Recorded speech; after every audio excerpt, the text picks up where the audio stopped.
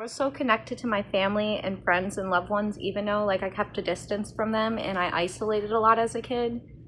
And each time, no matter where I was at in the world, when they were ultimately suffering or going through like their own dark shadows of the soul or making bad decisions or abusing drugs or just hurting, like I could feel their light going out or them crying out in the darkness.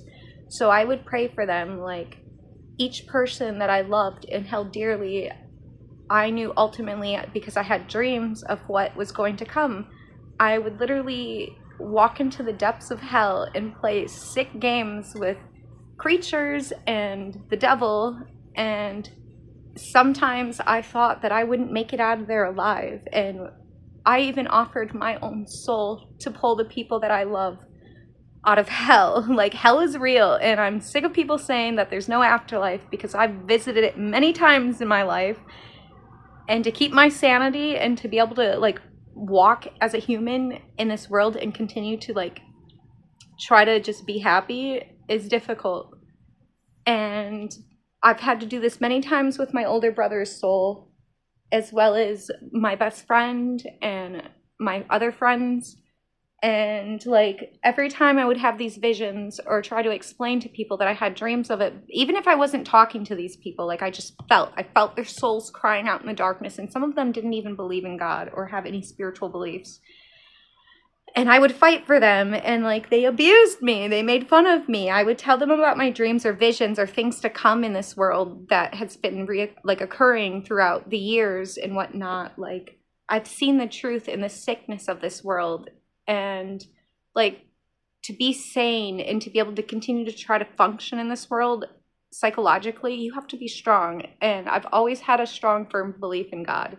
Like, yeah, there's probably other deities and like watchers and whatnot, and I'm sure I've met them because I've seen a lot of weird shit in this world that is unexplainable. But like ultimately I did it out of love. And every time I would try to explain my visions or what I was going through, I got made fun of for it. And a lot of the times I would keep everything to myself because like people with spiritual gifts, the world treats them cruelly. They either put them in nut huts, put them on meds until you think you're going to die, or numb you out completely until you have no sense of fucking consciousness. So yeah, like I had to walk in life as a ghost, it felt like, or just isolate and spend time out in the woods and pray and just try to be happy. Because when I would get around people, like it felt like I was being drained. But like it wasn't because I thought I was better than other people or I had some like superiority complex. It was because like the pain that I felt on those people on top of my own pain was a lot to bear. But like I still bared it anyways because I went through my own dark shadows of my soul. And like we're constantly evolving and growing, and like you're never done learning, you're never done growing. And why I take my life seriously is because I've gone to hell. I've seen it. I've seen all the levels, and I know for a fact it's real. So whatever you guys think what you want. Like I feel like when you go to the spirit realm, whatever you believe in is what you see. But like I've also seen the different levels of heaven, and it's absolutely beautiful. Like when you go into the next realm, like you have to go into it positively, because whatever you think and feel instantly manifests. So like if you go in the spirit realm like with fear, then your world is going to turn into fear. You're going to manifest all sorts of crazy, scary things. So you got to go in there thinking about rainbows and sunshines and positivity, and you will get through it alive. And I don't know what I'm getting at, but like I don't care what people think about me. Like, yeah, it hurts, but like ultimately I know what I've been through, and I know what I've faced for the people that I love. And I held on, not because I wanted to keep living, but because I wanted to live for others because of my own suffering. I wanted to be a guide, a light, to help others get out of their suffering, because ultimately I knew that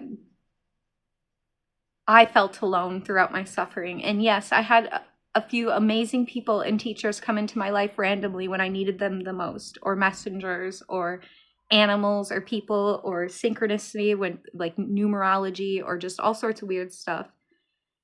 And like, I don't know what I'm getting at, but like I feel like I was punished a lot for being a free spirit, for being a free thinker, and for just trying to survive. Like I feel like this world tried to eat me up and spit me out since I was a little girl. And like I ended up self-medicating because I got put on medications at a young age that put me through a lot of hell. And just to be able to feel something, to feel alive, to be able to go around people, because I was socially awkward. And it took me down a really dark path, even though ultimately I knew that it was ruining my life. And it took me years of wrestling with my own psychological problems, as well as working through like why I was doing this, and praying a lot and practicing self-discipline and fighting the psychological warfare in my own mind and subconscious. And no, I wasn't perfect. I made a lot of mistakes, but like I'm happy and grateful to be alive and to be able to still tell my story and be comfortable enough to even express it on video, because it's not easy to talk about when you go through things that most people don't even believe in, or even are consciously aware enough to like grasp the real reality of the cosmos and like the spirit realm as well as the physical realm. And I don't know what I'm getting at, but like as I'm trying to speak about this, something's trying to keep me from speaking about it. And I wish that I could freely speak about it, like to all levels, but like I don't know. I'm more of a hands-on person. I like to talk to people face to face.